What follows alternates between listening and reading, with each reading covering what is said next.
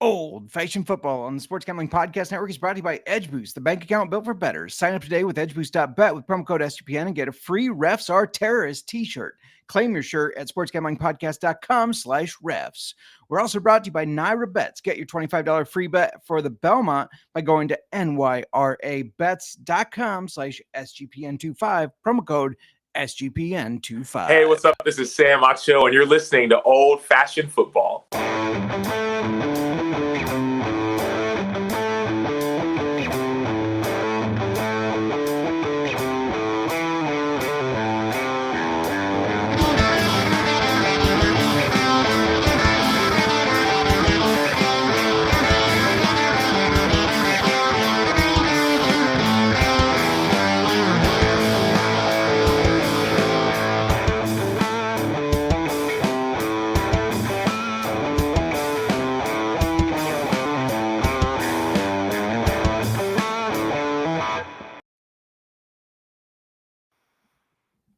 Welcome to Old Fashioned Football. If you're wondering who you're listening to, this is J Mark. You can find me on the X at J Mark Football. And if you're wondering who us is, that's at Old Fashioned FB. Before I keep going to talk about this NFL news, these quarterback training camp battles, got to bring in my co-host on the pod End in Life. You can find her on the X at the Mark. How you doing today? Frazzled. I think you even used that word to describe me earlier. I asked if you were frazzled because you seemed a little frazzled. I didn't mean it's been a lot it by today. offense. That could have been one of those things where, and that's how the fight started. I mean, yeah. And it's been just a crazy, it's Thursday, right? It is Thursday. Okay. It's just been a crazy. It is Thursday. It is the kickoff in 15 minutes for the CFL. I'm stoked about that. I know you don't get into the CFL, but I am stoked. I get into it through you. There you go. I know limited. Run to the sports books, play Ottawa money line. They're going to win tonight. I think it's plus 150 right now. So make sure you go do that. When our intro was rolling, I don't even remember what we were talking about, but we got a little side convo going on as it was rolling. And I usually use that time to post. Instagram isn't working. That's what it is. Yes. For our Insta crowd, you can't see this. So I guess you're not upset about it, but, yeah, the streaming platform is having issues. I did read that earlier today. Does not look like it's been fixed. Nope. So it is not. Sorry, Insta. If you know the Insta people, come tell them to come join us on YouTube, I guess. Right? Miranda, I just wanted to touch over something because we had a nice little date last night. Oh my God. Yes, we can call it a date. Yeah, we had a nice little date. We waved across the pasture to each other. We did, a little life on the acreage. Some of the people that maybe are listening in California, or maybe they just don't live on an acreage. Not a ton of people do. We have been very lucky to be able to do that. Mm-hmm. We had a mowing date last night because we currently have two mowers because we're borrowing your dad's. Because our zero turn. Yeah. Was if you know broken. If you know Colby Dant, he refers to me as the no turn J Mark because he didn't know what a zero turn was. But yeah, it was broken. It is fixed now. Mm-hmm. So you were on your dad's John Deere. Yes. And I was on the old no turn. And had a nice little date, waved at each other as it we were going. Still took us 2 hours to get that dang pasture done with 2 people. I know. You pointed out I was being OCD. You were very meticulous. Mm-hmm. Very meticulous, I should say. Yes. You're over there zooming. Yeah, to the point where when I was done with my half of the pasture, I drove over and I didn't tell you this, so you're going to find out right now. I remowed a couple lines of yours because I didn't like how they looked. Sometimes you got to go with what's quick. I know. I'm just saying. I believe as you were going down one row, I made 2 passes up and down in that time. Mm-hmm. Just moving a little quicker. That's all. And I apologize. I also go ahead. Don't want to I also had this side of the pasture that has some more rough terrain. That's and I true. did not want to damage my parents' mower. Oh, I just fly on it because I know it can take it. It can handle it? Yeah. It's ours that doesn't take it as well. I'm there bouncing around, but that's how it goes. Mm-hmm. Anyways, just a little insight. That beers on the mower. I just saw that. Yeah, Channing checking in. Cheers. Beers on the mower. I bet Channing's excited for the kickoff of the CFL. Being a fellow Canadian. Well, not fellow. I'm not a Canadian. Mm-hmm. Being a Canadian, though. We did not have any beers. We didn't. I did have a beer after. You didn't know that because I sat outside while you went to clean up, and I waited, and I grabbed myself. I rarely have beer. I am not a beer person. I will do hard teas. Yeah. We have hard teas in the garage fridge. Yes. Now you could have had that on the John Deere. The zero Yeah, turn, I had a cup holder. Yeah, I noticed that turn at one point. has a cup holder, but you're doing this the whole time, so it's kind of hard to hold the beer unless you can get it finagled with your knees, which I have not figured out. Not talented enough, but so no beers on the mower. I did have a beer after. I don't drink beer very often, but my allergens were driving me nuts. They're still driving me crazy today. I was a little overheated, so I was like, and especially when you mow the pasture, you're getting everything. Yeah. Oh yeah. There's not just your nice grass out there. Just throwing that. It's all out the there. Things. Yeah. We have some news to cover in the NFL. A little bit of drama going on. It's June 5th, so what do you do to talk about the NFL on June 5th? Of course, you break down OTA battles that probably don't matter right now, but we're going to be talking about quarterbacks specifically because you can place some bets on these. So we're going to discuss them. Then I'm going to walk through some bets on who's going to be starting week 1 and who's going to take the most snaps, because that's not, as we know, always the same. Right. I know everybody's waiting for me to talk about and you to talk about some NFL news. You're going to have to keep waiting. But before we get into any of that, what are we drinking today? Okay, so we didn't get to do Top Shelf May. Yes. We're doing Top Shelf June. This is our first.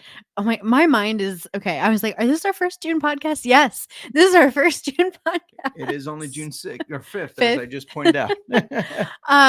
So we are starting off Top Shelf June with Blanton's. Yes. And we are going to share the old fashioned today. I will just fully admit in advance, Blanton's is not my favorite bourbon. It's not my do you know what I mean? Let's not bury the lead but no, here. But even though it still seems like you shouldn't put it in a cocktail. Yeah. But we're doing it because that's what we do. We try it in an old fashioned. We try it. We got to score it in a cocktail. And we've got to score it in a cocktail. Yeah. So, and I've been watching this cocktail because you filled this thing. Okay, it was not that full, but when I put this ice cube in, it really I'm not sure looks what's going on. like it's going to overflow. So I'm going to start trying it. Fair enough. Fair enough. While you're doing that, I'm going to let you know that the Stanley Cup final is here, and the Hockey Gambling Podcast is giving away an NHL jersey and $200 in the SGPN gift cards. Enter for free at sportsgamblingpodcast.com/Stanley Cup. I don't think you have much more time to do that. Let's jump right into it. Actually, just kidding. I know you're all waiting for us to talk about Aaron Rodgers. Nick Fortune in the chat. I can't wait to hear J Mark discuss his new BFF. I was hoping I wasn't going to have to ever talk about him again. I was hoping that he was going to retire. Can't call it riding into the sunset because he has sucked the past couple of years, but you're going to have to be patient because we had planned on talking about the quarterback situation battle at the Steelers, which now is presumably resolved. So let's talk a little bit different stuff. I have two things I want to cover. Okay. A retirement. Lions center Frank Ragnow has retired after, I believe, 7 seasons with the Lions. Came as a little bit of a surprise. It's going to be interesting to see how this is going to affect what has been a very solid offensive line the past couple of years. Now, they did draft a guard/center, so maybe they knew a little bit about it, but he's not a replacement for Ragnow right now anyways. If you look at the numbers, he made their team better. When he started in games, they were top 5 in EPA, which is expected points added. When he wasn't starting, it dropped them down to 16th. I want to throw out, this guy is just a football dude because he has played through some wild injuries. Correct me if I'm wrong, he had a fractured throat. He played through a fractured throat. I don't even know. That just sounds like he did it. There are some injuries that the names of them don't make a lot of sense. Turf toe. That doesn't sound that bad, but it can be extremely painful. What is a turf toe? Fractured throat. It's stop. You know what it is. I don't even want to move. Thinking about that, no. I just can't. But the loss of him, I feel like could really impact this team. Yeah, especially the run game, which hashtag shout out to the David Montgomery managers who I traded to you. Before this though, this was not some cahoots where I was like, oh, this guy retired. Well, now first, I almost didn't want to do I wanted to do the trade with you, but I was like, this seems like favoritism. I pushed back and forth with you to make sure that I wasn't getting the upper hand in the trade with what we were doing, because you were getting draft picks. Right. Yes, I was. Rookie draft picks. Yes. And but now I don't know. I don't know if I'm coming out ahead on that trade. I do think he'll still be fine, but I guess we'll have to wait and see, right? The other thing I wanted to talk about, this was a news story that I just blocked out, but I had not heard this until I was listening to Greg Rosenthal, and he was talking about the Bears, and he discussed that one of the reasons the Bears hired Matt Eberflus is because he doesn't curse. Because that's what I care about in a coach. Right? Talk about an old-ass organization. He doesn't get passionate on the field? Right? Right? You know Ben Johnson is there yelling at these guys, quit being dumb motherfuckers. This is how I told you to do it. Yeah, I just think that's one of the reasons they cited for why they hired him over some other candidates, because he doesn't curse. Well, I wish I wouldn't have known this. Like, fuck. That's all I can say to that. The Bears they do seem more old school. Yeah. Now they're looking like they're maybe changing their ways a little bit. Rest in peace, Virginia McCaskey, but she passed away. They hire one of the top offensive-minded coaches. They put money into the offensive line. I believe the past handful of years they've been one of the last in the league in money in the offensive line. I think they're top 12 now, which is awesome. We're changing. Yeah. I believe I just heard our AC try to kick on and not kick on. So that's awesome. Life on the Acreage. Oh, you did? I didn't hear that shit. Does that mean it's frozen? It's not even hot outside. I know. We'll see. Anyways. We might need more Freon in it. Yeah. We had to put Freon in it last year. Life on the Acreage. Yeah. Okay. Well, anyway, I have some tight ends to talk about. Is mine one of the? Oh, never mind. Just go on. But your tight end guy, Kyle Pitts, is one of them. He's not at OTAs. No, let's just get rid of that. I can't go through another year of that with you. I just can't. I can't handle it. And who's right? Who's been right every year? So far, you have. Exactly. But so can we just put it to bed? Like, can we just put it to bed? We cannot. But Kyle Pitts was not at the OTAs. There's rumors on the Falcons that they're talking maybe some trade calls for him. Yeah. He is in his last year of his rookie deal. Yeah. And I say good riddance to him. It will be interesting to see what happens there. The other tight end I wanted to bring up was Jonnu Smith. The Steelers and Dolphins are having trade discussions here, which is interesting for multiple reasons. First, I mean, the Steelers have tight ends in depth through, but I mean, Smith would automatically become one of their better receiving options, sure. I think. Though Freiermuth is a really good tight end. Agreed. Isn't he? I think I do this every year. Yes. For whatever reason, I think that Freiermuth is really old. He's not. And he's not. He's not. You did this last year. You're like, he's so old. And I think he was 26, 25, 26. Yeah. So he's not.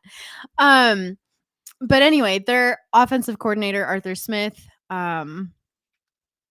he is their offensive coordinator, and we know. Yeah. I'm sorry, I have had a day, but we know that, like, he's kind of like a tight end collector. He is. I'm trying to say this without what I was gonna say was not gonna sound very PC. He collects the tight ends. What were you gonna say? We're just not gonna go there. I was like, whoa, stop. I have so many thoughts going through my head right now, and I'm trying to keep words from coming out that shouldn't come out. But anyway, he's had some success. He had success with Jonnu Smith at the Falcons. Yeah, he did. Mm-hmm. And then I also think that this is interesting because Smith was such a solid player for the Dolphins last year. Yeah. He is a little older. He is. Not Freiermuth, but Jonnu Smith. And trading him feels like they are like admitting to maybe resetting or starting a rebuild. And with Tua as quarterback, I mean, we don't know how many more years he has healthy. Yeah. Or how much longer he will be their starter. Right. I agree. It's interesting to me, Arthur Smith, who came from the Falcons and mishandled Kyle Pitts, not trying to trade for him, trying to trade for Jonnu Smith. So maybe that's telling on Mr. Pitts. Nick Fortune putting a bunch of emojis in the chat. He loves him, it looks like, from the emojis. Thank you for those puke faces for Kyle Pitts. I'm going to say it because you won't. I was going to make people go to YouTube if they're listening to check out what Nick put on there, but you buried the lead once again. I have to. You have this like obsession with him, and it bothers me. And you're wrong. So it bothers me even more. He's just so talented. It hasn't worked out. Speaking of OTAs, Kirk Cousins, just a quick update, still looking for a trade, still not at OTAs, something to keep an eye on. And, I don't know. We're going to talk about some teams that need quarterback help today. Mm-hmm. Maybe one of them wants to trade for him. I think only one could probably use him now that the Steelers do have Rodgers. But anyways, right. Yeah. I also want to bring up James Cook because he is also not at OTAs and he's looking for an extension or a new contract as he's entering his final year of his rookie deal. Yeah. So I honestly don't think the Bills are going to give him what he wants. Yeah. And I think a question is like, should they? Maybe. I mean, he's a good running back, but I don't know. I'm so torn. There's guys like Saquon Barkley, mm-hmm. Derrick Henry that are these elite freaks, right? But otherwise, running back is kind of a dime a dozen, right? And when you have Josh Allen, it seems like he's making mm-hmm. everybody better. And like they might look to like develop one of the guys that they drafted over even the past couple of years. Yeah. Or, they could still grab somebody in the free agency. Sure. Yeah. They could. Hold a moment. Oh, well, while you're holding a moment, our AC... We don't want a full restart. No, we didn't. Our AC did kick on. So we're out of the clear there, I guess. I can't focus on that. I've got way too many things going through my head right now anyway. That's fair. Let's finish these up real quick on NFL news mm-hmm. Before we talk about the quarterback battles. Eagles and 49ers had a trade. Edge rusher Bryce Huff was traded from the Eagles to the 49ers. Now, he was not showing up to the Eagles OTAs. He was a little unhappy, and the Eagles did what the Eagles do. They said, okay, let's move on from him. They shipped him out to the 49ers. I believe it was for a 5th round. And this is one of those rare situations where I think it was a smart move by both teams. I don't think the Eagles were going to get what they wanted out of Huff. I do believe they have a lot of depth on the defensive line, so it's not a huge blow.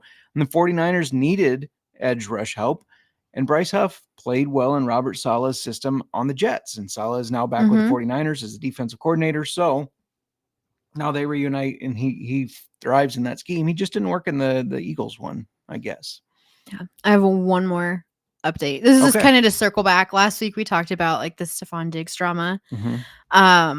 And I mean, we posted some shorts and we were informed on those shorts. We got schooled on drugs. Well, yeah, because we're clearly like, we're not educated. I didn't even know if I said whatever the pink stuff was correctly. I don't even remember what it was. Start with a T. Tusi. T-U-S-I. Tusi. Which apparently is like a slang for 2C-BC or something. Is what. Wait, what is that? It's a mixture of like cocaine or Molly or something like that. BC. This is what I was informed. Okay, but we were informed of that it was some sort of coke / Molly, whatever. Yeah. Anyways, it really just seems like that's just getting like blown over. Diggs is at practice. Coaches are liking how he's looking. You know, it's gone. Old news. Apparently, it doesn't matter if he's passing out pink substances on his boat. Yeah, they don't give a shit, apparently. We're going to be talking about, the quarterback battles and OTAs, which we already said, the Saints, mm-hmm. Giants, Browns, Colts, and we'll update you on the Steelers now that there was a change today. But before we do, I got to let you know that we're brought to you by Edge Boost. Edge Boost is the first ever bank account built for bettors, ensuring all gambling transactions are improved. No usage fees, no minimums, earn cashback rewards, 100% approval for all betting deposits. Just sign up today at edgeboost.bet with promo code SGPN. And if you sign up this week, you'll get a free Refs Are Terrorists t-shirt. Go to sportsgamblingpodcast.com/refs to claim your free t-shirt, because we all know that the refs are absolutely terrorists. We're also brought to you by Underdog. Underdog is going long for the NBA Finals with their extender bonus. Hop in on game 1, and the longer the series goes, the bigger the bonus gets. Plus, now is a perfect time to get in on your NFL best ball drafts. Don't forget to follow our socials for UFL and CFL picks. In the meantime, go sign up with promo code OFFSGPN to claim your special pick plus first-time deposit offer of up to $1,000 in bonus credits. That's UnderdogFantasy.com, promo code OFFSGPN.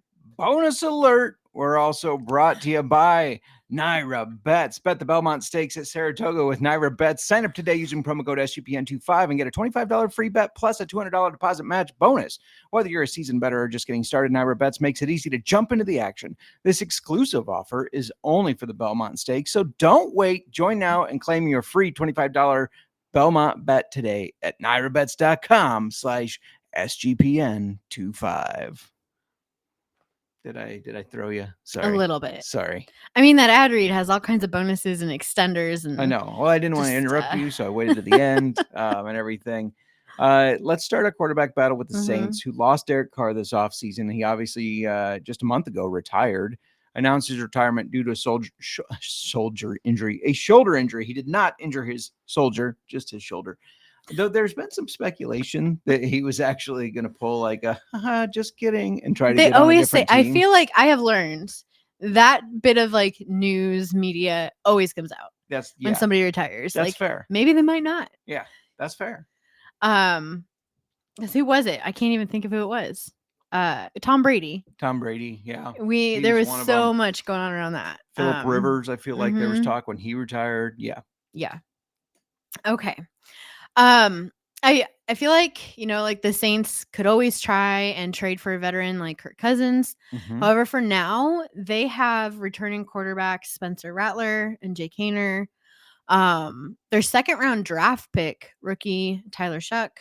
Yeah, not exactly getting you excited on talent there. Jake Haener is actually currently injured, so he's already not going to be ready until training camp. And for a guy that already got beat by Spencer Rattler once, I don't think there's much shot of him playing. So let's rule him out in the discussion and just talk about the other two, because I don't think he's going to start week 1 nor play any of these games unless it's very dire. So then that really just brings us to Spencer Rattler, Tyler Shuck. Spencer Rattler got the first reps with the starters in the OTAs so far. Yeah. Granted, I mean, it's just the OTAs. However, his experience on the team and OChem. Oh, bringing out the old OChem. Bring out OChem with the guys, I feel like that could give him a slight leg up. Yeah. Last year, he threw for 1,317 yards, 4 touchdowns. He had 5 interceptions. He finished with a 70.4 passer rating for the year. What are you saying? More interceptions than touchdowns. Normally not good. Not good, but I have to bring the stats for you. All right. He still might have a leg up here. Yeah, right. I think it's important to note that he won 0 games as a starter. Yeah. The Saints finished 0-6 in games that Rattler started. Yeah. Which is not a great look, but he was a rookie, so we'll cut him some slack, I guess. He's been through a lot of adversity in college, so this is a guy that he could, push to get the start week 1. He could ball out. I'm not saying he is going to, but he could. His competition, Tyler Shuck, a rookie they drafted in the second round out of Louisville. Ironically, even though he's a rookie, he's 2 years older than Spencer Rattler. That was something that was made about him, like a deal that was made about like, this guy's old. He's not this young rookie. He's 26 years old, which is old for a rookie. I mean, you got some guys ending their rookie deal right now, and they're just turning 26. So that's interesting. In the OTAs, because, in early June, this tells us everything. It doesn't. That's sarcasm. But he was. You should base your entire season out of absolutely what you're seeing right now. Your bets, your fantasy football drafts, base it all on right now, because this is what matters. He did work with the second team offense in OTA so far, but he's reportedly been throwing some really nice passes, including a deep pass down to a guy that you like in fantasy football, Rashid Shaheed, and that's had some of the media buzzing. Again, it's June 5th. I have a love-hate relationship. Yeah, there were some. Yeah, he blew up some games and then kind of became a dud. But so I just wanted to correct you there. I was like, fair enough. We don't need to say that. So another thing about OTAs is there's no like pressure from the defense. You can't rush the quarterback. Right. So, no pressure for the QB. So you got to take these nice throws for what it's worth, because how many times have we hyped somebody up because they had a nice throw on June 2nd or something? So I've got to bring you some stats on Shuck, because last year he threw for 3,195 yards, 23 touchdowns, and only 6 interceptions. So already his stats are looking better. But he only had a 62.7% completion percentage, although most scouts thought he would need to like maybe sit a year before starting. Do some developing. Shout out to the chat. Jamie Perogue checking in. Hey, sexy ladies. I'm on a live episode. Hello. I think that means he has his own live going, unless he means that he's checking into ours. I made a mistake this morning. Okay. I had our original time that we are going to go today was 6:45. Work was obviously really crazy for you. I know it. Where are you going here? I had it scheduled 6:45 a.m. Yeah, and I got a message at 6:18 our time. It did not wake me up. Don't worry. I didn't get up till like 6:30 or something. But I had a message from Jamie that wouldn't that suck though? You getting up at 6:30, 12 minutes before the alarm goes off. Oh, right. And Jamie would no longer be one of my favorites. No, I'm just kidding. But he said, I think you maybe scheduled us for the morning, unless you are going for the morning. We got an early morning stream going on. No, we did not. Anyways, back to the Saints. One thing I am certain of, I trust head coach Kellen Moore. If you've listened to me before, you know I'm a big Boise State Bronco fan, and he was there in their glory days. I think he's a really smart football-minded coach, getting his first opportunity as a head coach, and I think he's going to make the most of it, despite the fact that this quarterback situation is not ideal.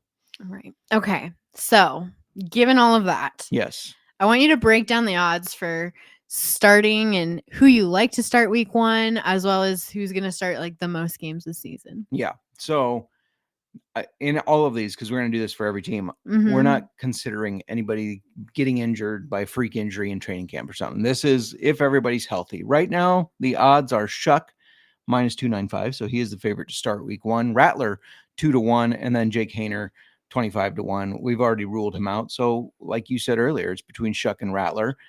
I don't think anybody is paying minus 295 on Shuck when this is really up in the air. These odds will obviously change as we have more OTAs and more training camp battles. Yes, Spencer Rattler is taking those first team reps. Maybe that means something. Maybe it doesn't. However, I think he will be their week 1 starter. I know it's a new system, but he's got the chemistry, the OChem, as you said. Yeah. Maybe bad OChem, but he has it. He's got it with the team. He is, even though he's younger and only a year into the NFL career, he is the quote unquote veteran of that room. And so I think he's going to start maybe the first quarter of the season at 2-1. I think you should bet that. And then we already circled that Giants matchup where we think both these teams will be winless. That's when they turn the reins over to Tyler Shuck. He comes in, gets them their first win. So Tyler Shuck or Spencer Rattler 2-1 to make week 1 start. But fantasy football wise, I think Tyler Shuck will start more games, though, unless it's dynasty. I don't like this team for fantasy football. No, I would stay away. Even guys like, Olave, he's got to catch passes from one of these guys. That's scary. And then Kamara, if you have these guys as quarterbacks, they have not proved to be a real threat yet, though Shuck is just a rookie, so I don't mean that offense to him. But everybody's going to key up on the run, aren't they? I would. Yeah. That's what I would think. That's what you would do as a defender or a defensive coach? Yeah. Okay. Both. You're going to be playing both. Both. Well, yes. Yes. The answer is yes. Let's talk about another team here. Giants. The Giants. Let's throw them out. Let's do it. So this next quarterback battle, I'm going to start with the guy who has opened the OTAs as the starter and working with the starters, and that's Russell Wilson, who is just news alert if you didn't know. He's now with the Giants. Yes. This is his 3rd team in 3 years, going from the Broncos to the Steelers and now the Giants. He was quoted saying when making his decision, he watched all the game tapes and the Giants stood out because of Malik Neighbors. Well, so makes sense. If Wilson is the starter all year, just from reading that, seeing that, what stood out to me is I think that could mean good things for Malik Neighbors for fantasy. Yeah. Because, I'm always looking for the value. Yeah. Looking for something there, but. Absolutely. Yeah. And looking at OTAs, like you said, he started as the QB1.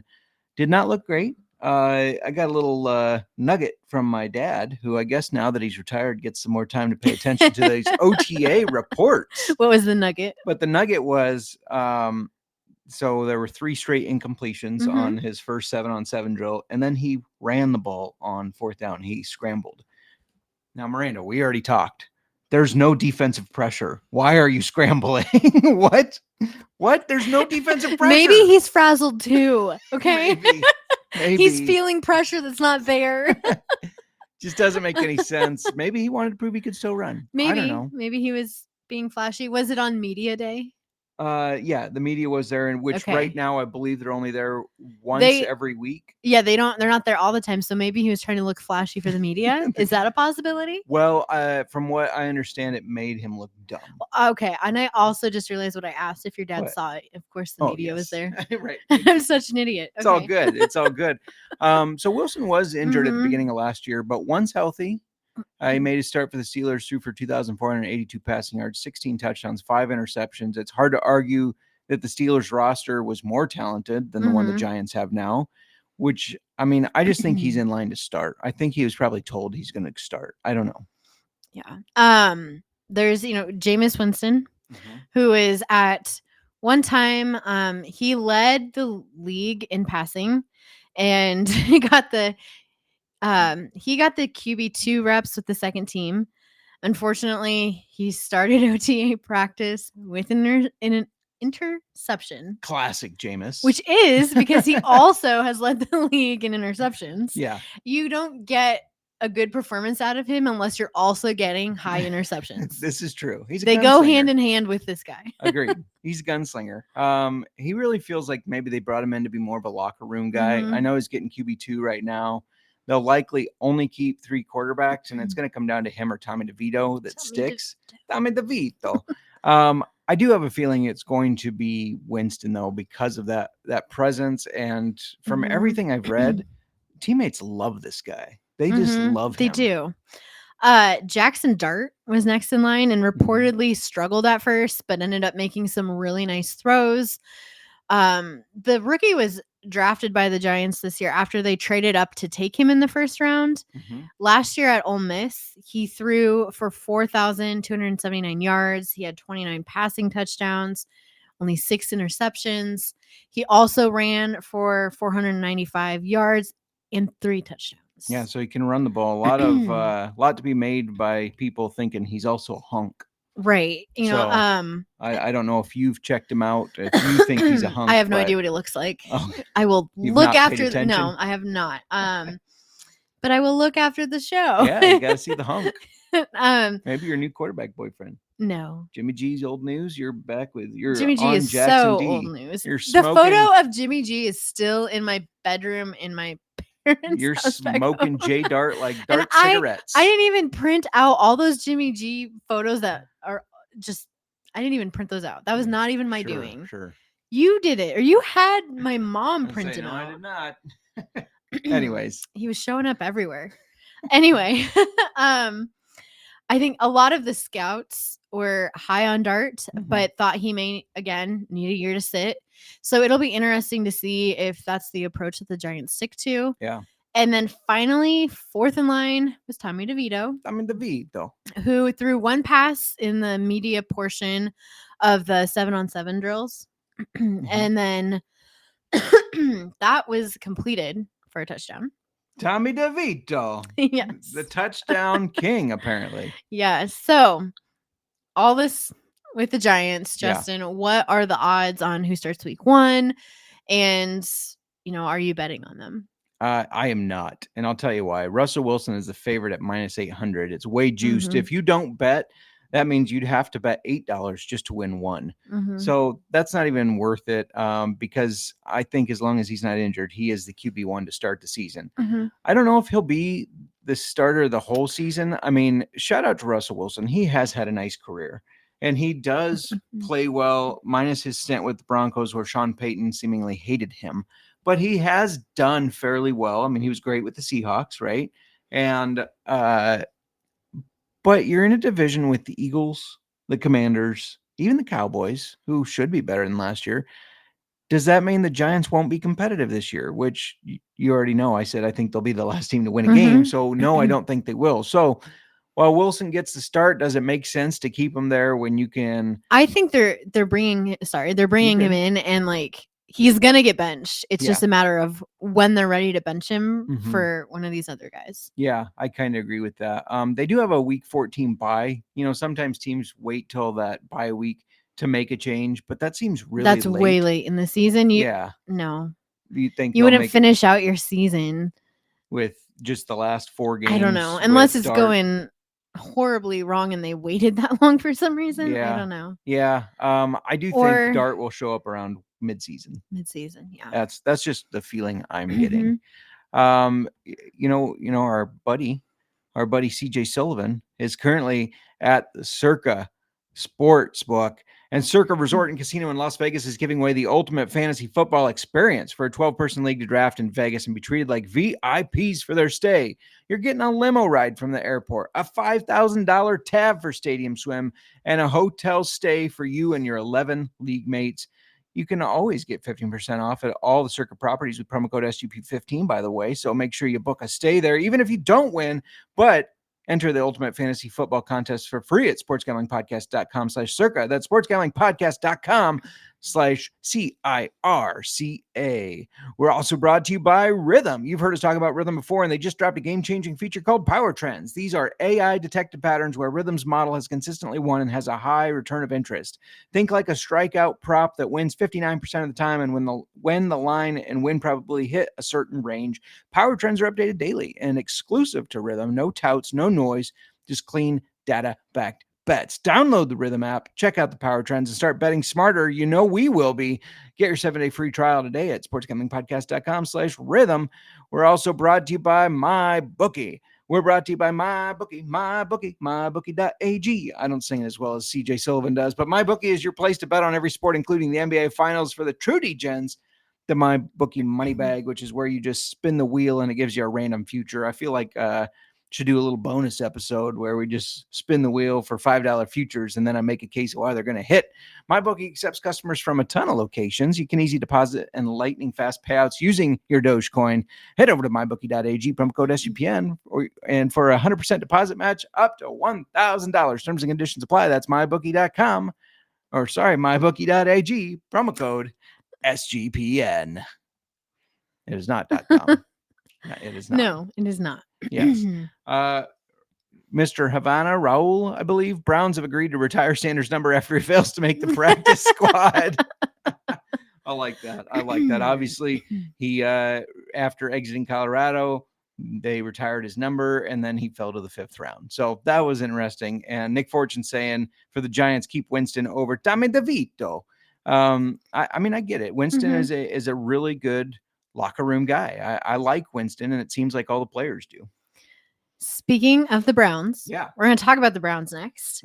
And I think that this one might be, the most interesting quarterback battle. Not necessarily in a good way for the team, but interesting in wanting to see how this plays out. So the Cleveland Browns traded for Deshaun Watson, gave him a giant contract, and since then he's had nothing but like injuries, legal issues, shitty quarterback play. Accurate. I don't think he takes another snap for this team. I agree with you. I mean, I would be surprised. Can I interrupt you real quick? Okay. I have to. This is not related to the Browns, but you got to check out the CFL Gambling Podcast because I gave out Dustin Crum first touchdown in this Ottawa Redblacks game. You're first game of the watching season. Football over there. I do have it on a side screen. It's not God's eye like the guys have while they're watching while doing a pod, but he just scored the first touchdown. I think I gave that out at 23-1. Let's fucking go. Anyways, let's talk about the Browns. You conveniently, when you did that, you tilted your phone a little bit. You're watching football while we're live. Also, the beginning of this episode, I did say take the Red Blacks plus 150. They're up 7-0. And you're ignoring what I'm. Fine, Justin. Fine. This is what a true degen looks like. They podcast about the NFL while watching the CFL.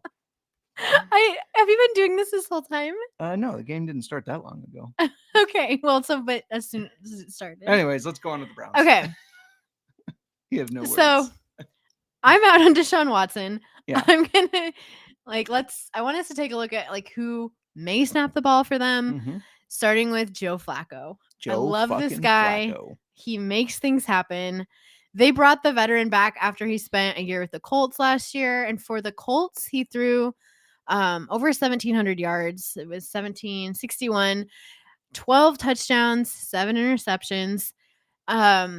He started some games for the Browns in 2023, and he threw for 1,616 yards, 13 touchdowns, 8 interceptions. I think with Joe Flacco, the Browns know what they're getting. Yeah. They know, like, he's a veteran. He can play ball. Despite that he's 40 years old. He is who they think he is. He is. Yeah. By the way, there was a little clip that went viral that I wanted to play for you and get kind of, I guess, your thoughts on it. Okay. But and real quick, Jamie saying, Massage Watson sucks shit. Yes. And Nick Fortune saying, what a cluster crap this Browns quarterback room is. See, just like Matt Eberflus, Nick Fortune does not curse. Take a look at this video, and I just want to get your feedback because I don't think you've seen it yet. I have no idea what you're going to show me, so I can't confirm. They asked him, why do you think the media makes such a big deal or ask questions about an older quarterback like him being a mentor? Oh, I've seen some stuff about the mentor. All right. Well, here's the clip that we're talking about. Okay. I might know what this is. Come over to YouTube so you can watch this clip of Joe Flacco. Just it's a talking point. Like you can kind of like use it like, because it's a good question to bait somebody into answering, and no matter how they answer it, it kind of makes the guy that's answering it look bad. If I say I don't want to be a mentor, I look bad. If I say I do want to be a mentor, then I look like an idiot that doesn't care about being good and playing football. So it's one of those questions that no matter what I say, you guys can write what you want to write about it. And there's a lot of questions like that. That's why you end up having to try to avoid them. I tend to try to be honest. And I've said I'm not a mentor. I play football. And in a quarterback room, there's a lot of times there's been a ton of times where there's learning experiences. And I have a lot of experience and I can talk on things. And hopefully they listen. But it's not necessarily like my job to like make sure they listen to me. And hey, like hopefully you have a really good relationship with the guys that are in the room, and you naturally want to do that, but that was a long-winded answer, but that's ultimately why I think you guys ask it.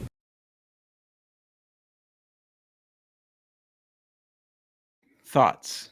Do you agree with his stance? I do. Yeah. He's not there to babysit or manage up his replacement. Very worded of you. Like he's there to compete. He wants to play. He wants that starting job. Yeah. He's not, but I like what he said. Like he does have a lot of experience. So if situations come up, he's not going to not share experience, but he is not there to be a mentor. He does not have a contract to mentor replacement quarterbacks for him. Yeah. Yeah, no, I absolutely agree. So, real quick, Jamie checking in saying Browns suck. Why are we talking about the Browns? Flacco can win 2 games for the Browns. Without him, we would go 0-17. Without him, I forgot Jamie was a Browns fan. Sorry, Jamie. And then pointing out that Anthony Servino did pass away, a great podcast personality in the fantasy football community. So rest in peace and well wishes to his family. Mm-hmm. All right, not to turn this into a down note, but we are talking about the Browns, which are kind of a down note. So let's keep talking about the Browns quarterbacks. Okay. So back to Flacco. Yeah. He is getting the first team reps in the OTAs. Mm-hmm. However, he's sharing them with this guy. Here's a guy. And that is Kenny Pickett. Small hands Pickett. He was drafted by the Steelers and started for several years, just was never able to have much success. Yeah. And then he was with the Eagles. The Browns traded their quarterback, Dorian Thompson-Robinson. Sorry, it's a mouthful. And I wanted to make sure, like, I don't want to pull a Marvinson Jr. on you. And they also gave up, it was a 5th rounder to the Eagles for Pickett. So they have some capital wrapped up in him. And maybe this fresh start is, maybe what he needed. There were some clips of him throwing a nice touchdown to Jerry Jeudy. However, like you told me earlier and reminded me, it's June 5th. Yeah. And this is just the OTAs. Yeah, absolutely. And Jamie in the chat, no need to be sorry. It's a nice tribute. The Browns, of course, they have 2 rookies. They drafted 2, Dylan Gabriel in the 3rd round, Shedeur Sanders in the 5th, Gabriel out of Oregon. We all know where Shedeur is. I don't know if maybe you have not heard of this guy. Maybe people listening have not heard of this guy. I don't think there's been a lot in the media about him. I hope you are picking up my sarcasm. It's unheard of, or it's not unheard of, I guess, but it's unusual for teams to draft 2 quarterbacks in the same draft. That's a bit unusual, but they did. And these guys are currently competing for a backup spot. Yeah. Circling back to the chat. Please don't be sorry. Yeah, absolutely not. No. Okay. So we've talked about our guys. Yeah. Who do you think wins the starting job? Who do you think starts the most games for the Browns? All right. You ready for a hot take? Give me your hot take. I got a hot take. Okay. This team's here's why I'm basing this on. This is a really interesting team because they have 4, technically 5 if you count Watson, even though I think he'll start on IR or whatever. But they have 4, and I do think they should cut Watson. But you don't take 4 quarterbacks on your 53-man roster. You just don't. Teams don't do that. This is not fantasy football in some of our leagues. That's right. Non-dynasty. Yeah.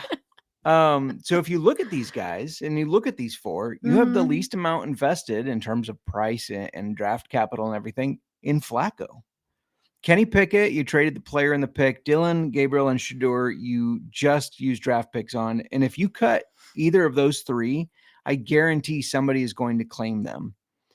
So even though Flacco gives you the best chance to win, Browns, I think that he's going to get cut. I mean, why keep Joe Flacco when you're in a division that you're not going to have success in this year? Ravens, Bengals, Steelers. I think the smart football move is to cut Joe Flacco. He's the least likely to get picked up by a team, and put him on your practice squad because you can have one veteran on your practice squad. And by the way, it's funny seeing them at practice because Flacco's 6'6", Pickett is 6'3". I believe Shedeur is 6'1", and Dylan Gabriel's 5'11". So Flacco is the tall guy. And then, zoom.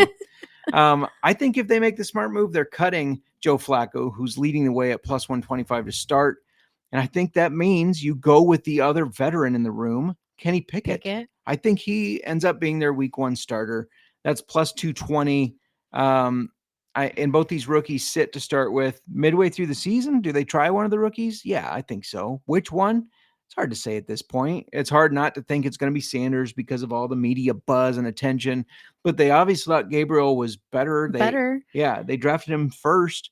Unless they knew something, we didn't know what was going on for Shedeur to drop. Right. Yeah. Maybe let's draft him later so we don't have to pay him as much because, he's going to flash that around. This is a gross, messy situation. I don't think there is a right answer. I wouldn't necessarily put a lot of money on it, but if you did, go with Pickett because I think my hot take is he will be starting for the quarterback or for the Browns at quarterback in week 1. Poor Joe Flacco. Poor Joe fucking Flacco. I like Joe Flacco. I do too. I mean, and if you watch that clip, he seems like a Midwest guy, doesn't he? He's just very down to earth and just like, hey, this is how it is. And he's not Iowa nice though. No, but Midwest. Yeah, I could see Midwest. Yeah. There's a difference between Midwest and Iowa Midwest. There is. I agree with that. Okay. There just is. It's different. I don't know how to explain it. Yeah. Anyway, let's just move on. Let's talk about the Steelers. Hang on real quick. I don't want to miss the opportunity to move my clicker that you hate. I don't hate the clicker. Don't say that. There's so much love for that stupid clicker. I don't want to be the bad guy. I'm a bad guy. Anyways, go on.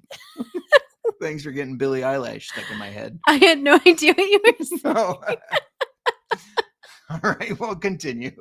Okay, I was like, this is new. Steelers. He's from New Jersey, by the way. I was looking up where Flacco's from, not the Midwest. Yeah, so we have to start talking about the Steelers and we have to start talking about the Steelers with Aaron Rodgers. Yeah, breaking news today.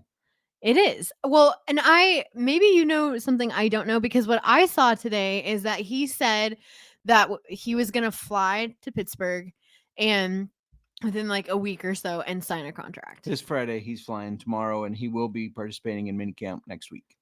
Okay, so that's different than what I saw earlier today. Did that happen more breaking?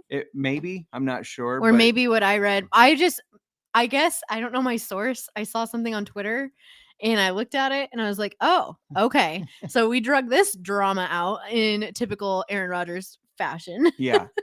But yeah, I saw it earlier. Yes, he will start for them. This is a great example of going with your gut and placing a bet, because leading up to this, he was plus 175 to be the week 1 starter. And as long as he doesn't snap a leg in training camp, he will be the starter. Well, yeah, because they don't get Aaron Rodgers and not start him. And his ego does not allow for him to be QB2. Correct. So unless he gets injured within 45 seconds of the first game and he has to be on IR. 45 seconds is a long time to a college kid. Oh my God. All right. Well, let's talk about not Aaron Rodgers, Mason Rudolph. Yeah. Who is making his return to the Steelers after sitting with the Titans. Yeah, he was with the Titans for a cup of coffee. For just a cup. One cup. Cup of coffee. He's likely going to be the QB2 to start the season. With the Titans last year, he did have some starts and finished with over 1,500 passing yards. He had 9 touchdowns, 9 interceptions. Just got to match the touchdowns there. Yeah. Despite that ratio, he actually looked decent. Yeah. No, I agree with that. He did. I was impressed. Yes. And the prior year for the Steelers, he threw for 719 yards, 3 touchdowns, no interceptions. So we have seen him succeed and put up numbers for the Steelers. Yeah. When he's not getting his head caved in by his own helmet with Myles Garrett. I don't know if everybody remembers that clip where Garrett had his helmet and swung it and hit him right in the head. Yeah.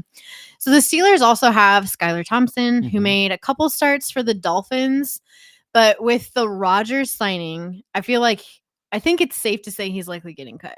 Yeah, I think they so. drafted Will Howard in this year's draft. So did they have a need for Skylar Thompson? No. And I like Will Howard. If you're in Dynasty Drafts with me, I like him because I've been drafting him. I believe in him. I know it wasn't until the 6th round, but I think this guy is going to be good. He's a big quarterback. He can move around. John Gruden actually compared him to Josh Allen. I like Will Howard. All right. He played for last year at Ohio State, not Iowa State.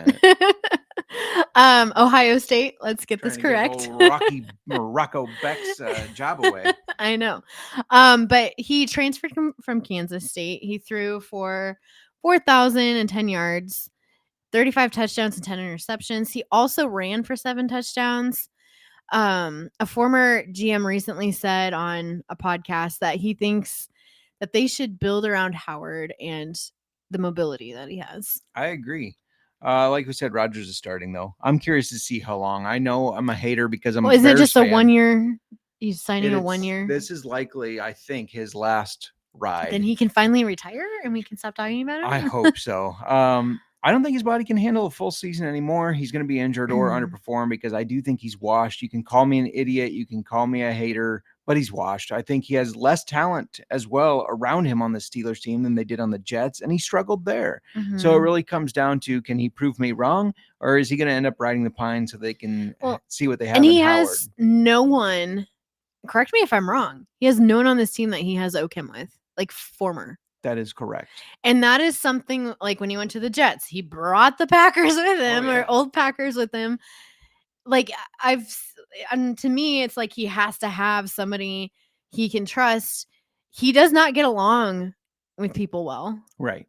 And he doesn't have any, he doesn't have a past with any of these guys. Yeah, agreed. And so I'm interested in that aspect, like how that's going to work for him. And I would say that we, as in the Bears, will see you week 12, A-Rod. But by then, you're going to be lost in a forest or listening to dolphin sex sounds while healing from an injury. I loved this tweet from Adam Schefter. We're bringing up on the screen if you're looking at YouTube. Said, Steelers and Aaron Rodgers need each other. The Steelers have lost 6 straight playoff games, their longest postseason losing streak in team history, and Rodgers hasn't won a playoff game since the 2020 divisional playoff round, a 32-18 win against the Rams on January 16, 2021, 1,601 days ago. So this team can't win a playoff game, and neither can this quarterback, so they need each other. What? Does that make any sense? No, I thought Adam Schefter didn't like Aaron Rodgers. Well, he doesn't. I thought he always talks smack about him. Well, it's because he told him to lose his number. Rodgers did. I don't think he dislikes him, but anyways, I just thought that was funny. It's like, what? They don't need each other. Trust me. They that's the opposite of needing each other. All right. Last quarterback competition to discuss here is the Colts. And this My one, favorite, I think. Okay, I was going to say this one's polarizing because their returning starter, Anthony Richardson, has all the talent in the world, but he hasn't been able to take that talent and turn it into successful seasons. Plus, he seems to be injury prone. He's 17. He's played 17 games in 30 out of 34. Yes. Yeah. Not a good record there for injury history. He is a dual threat quarterback with a big arm. Yeah. It just hasn't translated to the field in the NFL the way we expected it to. Which, not to pat myself on the back, because he did look really good on his first starts, but then he got injured. But I said that this guy wasn't necessarily going to translate to the NFL like people had hoped. He needed time to sit, and they did not give him that. You might have been right about him. You were wrong about Kyle Pitts. Fair. Yes. So anyway, he is the favorite to start week 1, but we had some news break today. More important than the Rodgers news, in my opinion. This is that Richardson is dealing with another injury. It's his shoulder. I almost said soldier like you. Know, right? Get out of here, Justin. Surprise, he's injured again. I know, and he's not going to participate in the mini camp next week. In fact, they aren't sure when he's going to return and be able to play. There is no timetable.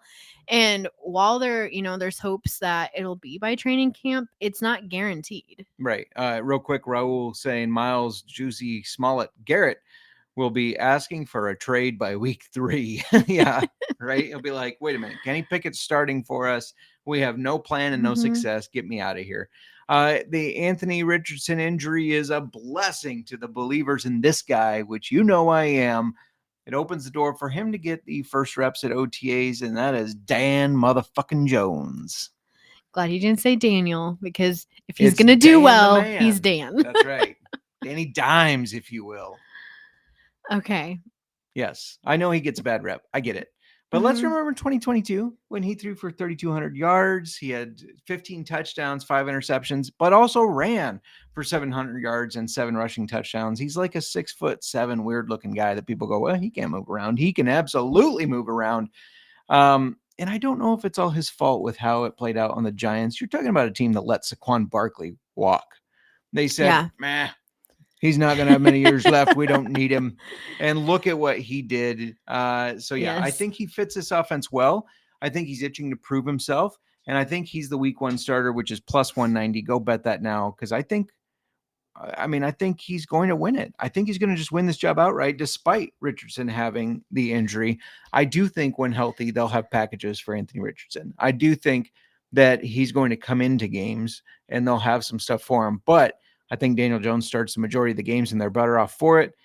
We're not even going to talk really about Notre Dame. I was going to say we're talking. We're not talking, but you're missing the rookie. Yeah, Riley Leonard out of Notre Dame. He's there to develop. I don't think he's starting unless they face multiple injuries. I mean, you would have to have Richardson and Jones get hurt for Riley Leonard to get in there. Riley Leonard, not a terrible quarterback, but absolutely a project, a very big project.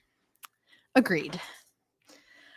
Whew, that concludes the quarterback mess for these teams. The Colts are absolutely my favorite one there. Let us know who you think's going to be starting for those teams. And in the meantime, Mer, what are we drinking today? We are drinking Blanton's.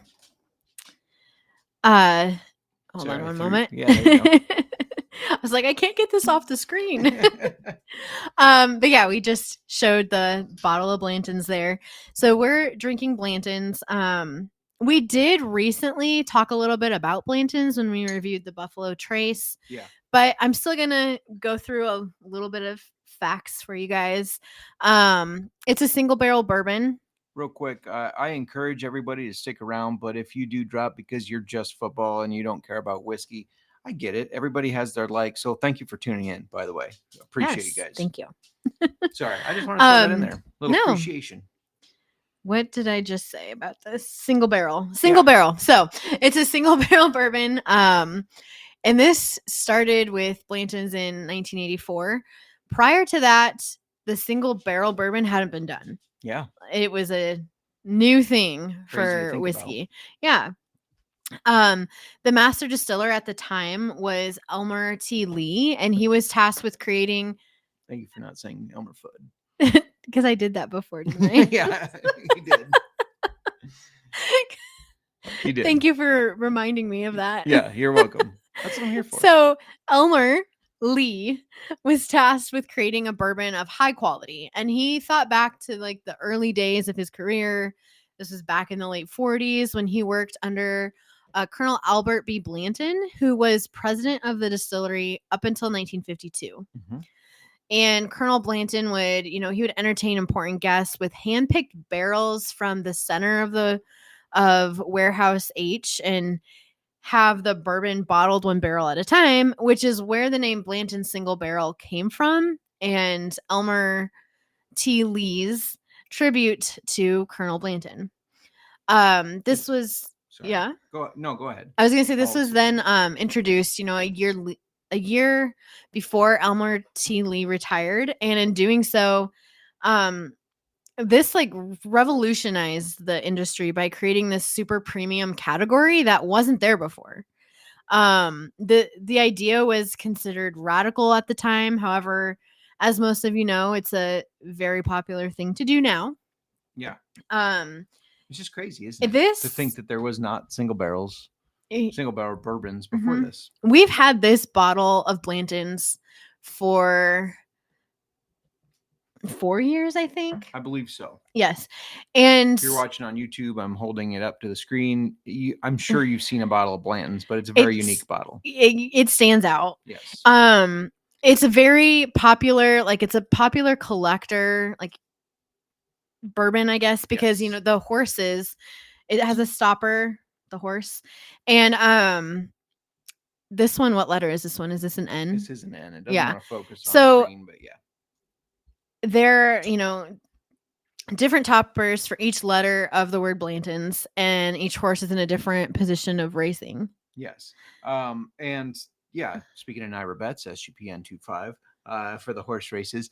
The whole collector idea, people collect the whole name. You want to get all the letters. I've heard of that. We're not. And that set is worth quite a bit of money, I guess. You can buy the set for $1,000 or something. More than that. It's more than that.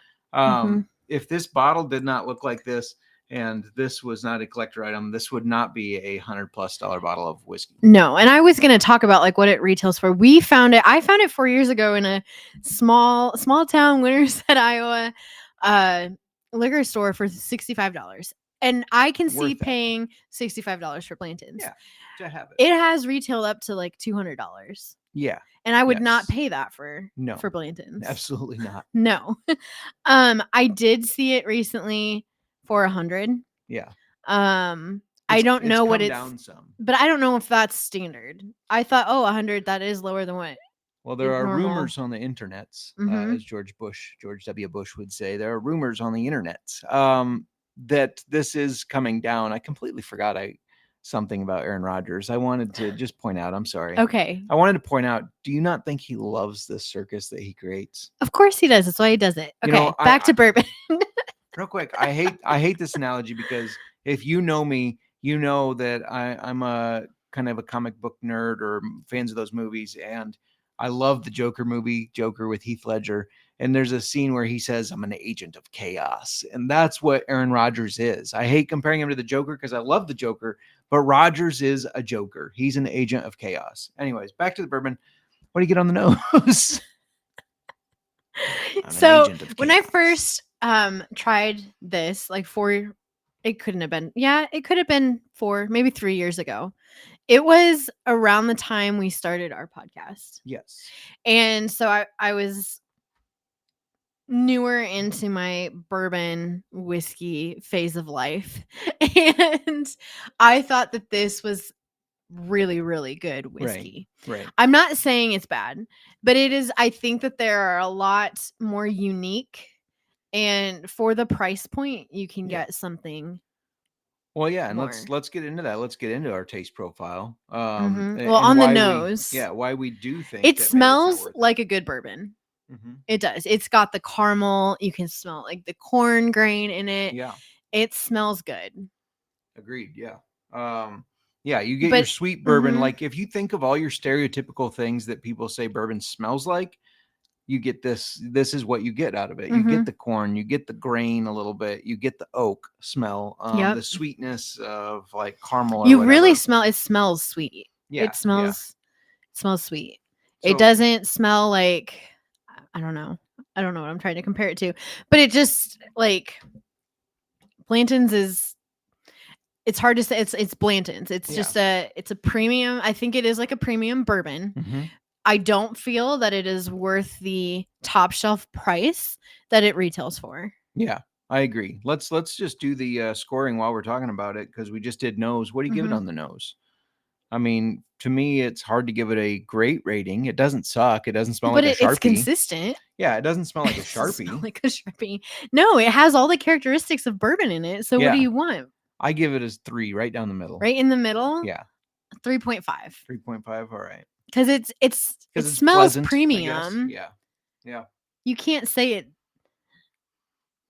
Maybe it smells premium. It smells basic to me. Basic bourbon, but yes. I don't mean that in a bad way. It just smells basic. Basic bitch bourbon. Okay. You go. This is your basic bitch bourbon. Okay. What do you give the bottle? Because a 5. Yeah. The bottle is. I mean, I agree with that. I've wanted a bottle of Blanton's for the bottle. Right. I think that the bottle itself and like the topper, the collecting all of the different ones is like part of it. It's not just about. I almost feel like that drives the price 100%. More so than what's inside the bottle. I 100% agree with that. So, yeah, you don't see another like. If this was in just a standard shaped whiskey bottle with no cool topper, that people would not clamor after it. No, and like with the brass horse racing topper with the like. Pretty sure that's an Ira Betts horse. I think it is. All right, let's move on to the taste/finish, which, I've accused this bourbon of lacking any really character. When we first tried it, we said, "Oh, it's so smooth," and that's why we thought it was good. But sometimes smooth is not good.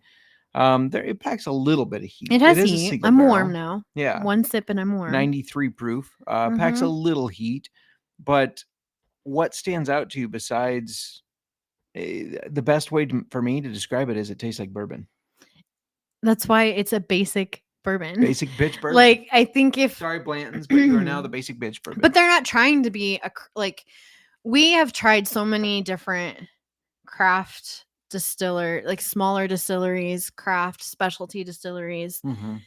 We, I won't give away any of the other whiskeys except for one in this taste test. We did our own blind tasting with Blanton's and some other top shelf whiskeys, and basically our most expensive ones. And then we pulled in the Savage and Cook Bloody Butcher. I almost said Howling Mob. That's their other heirloom corn. The Bloody Butcher. And you just that blew everything out of the water. Oh yeah, and it is, and that is just it's not finished in anything. It just is. Yeah, a bourbon using Bloody Butcher varietal corns, 100 proof, bottled in bond, and it was phenomenal compared to these other just top shelf bourbons. You were hesitant to agree when I said, or to believe me when I said, now if we try Bloody Butcher, it'll blow them out of the water, and you said, go get it. And then I wasn't hesitant. I said, go get it. Let's see. Yeah. I wanted to see. Yeah. I think where you got my hesitation is because we have the Bloody Butcher, and then we also have the Howling Mob, which are the two bourbons that they did with heirloom corn varieties. Right. And I liked the Howling Mob more. Yeah. However, trying that's in a comparison of those two, but then trying the Bloody Butcher compared to these top shelf bourbons. Yeah. It's in a league of its own. So what score do you give it for taste/finish?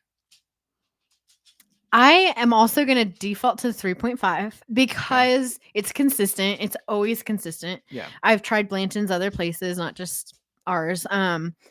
It's consistent. It's made to be consistent. Yeah. They do have other kinds we should have probably talked about that. Oh. But they have Blanton's has other bottles. Right. I gave it varieties. I gave it a 3.3. A little better than down the middle of the line because it's not a bad whiskey by any means. It's just, again, it lacks some character, but it's easy to drink and it's pleasant enough. So that's why I went a little bit higher than 3. Yeah. Well, no, and it's good bourbon, but there's better. Yeah. Especially at the price point. 100%. If you want to get it for the bottle, just to have a pretty bottle on a shelf, and you think spending $200 for a pretty bottle is where you want to spend your money, I'm not going to judge you, but don't do it for what's in the bottle. Yeah, I'm going to judge you. Just saying. I'm not. I'm going to be the non-judger. I'm going to judge. So we mentioned that we shared a cocktail because this, when you have a premium whiskey, you don't normally put it in a cocktail, but we did because it's part of our scoring system. And unfortunately that does bring its score down in my opinion, because it's not a great old fashioned. It does not stand out. I think you put too big of a ball of a cube in that thing though. Is that not the ice cube you've been using? It's the same ice cube you've been using, the ball. But it watered it down. Look at the color of that old fashioned. Well, I also wonder, is our freezer not freezing cold enough for this to it was very cold. I think we've let it sit here. Or is it warm in here? It is also warm in here. Yeah. But when I first tried it, I don't know. It was just you can't tell you're drinking Blanton's in an old fashioned. So no. I think it's horrible for a cocktail. Score? A 2. That's what I gave it as well. I have a 2 written down. So in a cocktail, don't drink it in a cocktail. If you're spending that kind of money on bourbon, don't drink it in a cocktail either. Yeah, I agree. 3.5 plus 3.5 is 7, 12. So you gave it an overall score of 14 out of 20. I gave it a 13.3 out of 20. I believe that puts it in 3rd or 4th place in the ones we've done this year. So again, not terrible. No. We have done some that are kind of stinkers. So since we started doing this. Yeah, I know. We have. Sorry to swear jar Canadian whiskey. Yeah.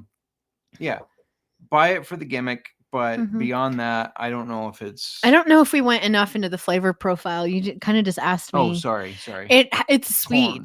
It's a sweet caramely bourbon. It tastes. Did we talk about that? I don't feel like I talked about how sweet this tastes. Yeah. It tastes sweet. It tastes like caramel and corn. Not caramel corn, but caramel and corn. You can definitely get that. There's oak there too. Yeah. It's a well-balanced bourbon. Does it have an oaky afterbirth? No, it's in the pre-birth. The pre-birth. An oaky pre-birth. Yeah. Do you have anything else you'd like to add, Miranda? Next week, for the bourbon, just so everybody's aware, because we're supposed to announce this in advance. We suck sometimes at communication. Well, excuse me. It was put on our Twitter and put in the Discord. Look who has not looked at the Discord or our Twitter. I've looked at other Twitter stuff. sg.pn/Discord to join the Discord. There is a bar there. We are doing Weller Antique next week. Yes. Weller Antique, and then Weller 12, and then Eagle Rare. Yeah. That's all I have. Make sure you come back next week. I'm not sure what we're going to be talking about, but we're going to be back with more NFL news and whiskey reviews. We're going to have some bets for you, of course. And yeah, that's all I got. Do you got anything else? No. Great episode. Thank you for joining us. Yep, Cheers, Miranda. Cheers. Weren't ready for that. Boom. And we are out of here.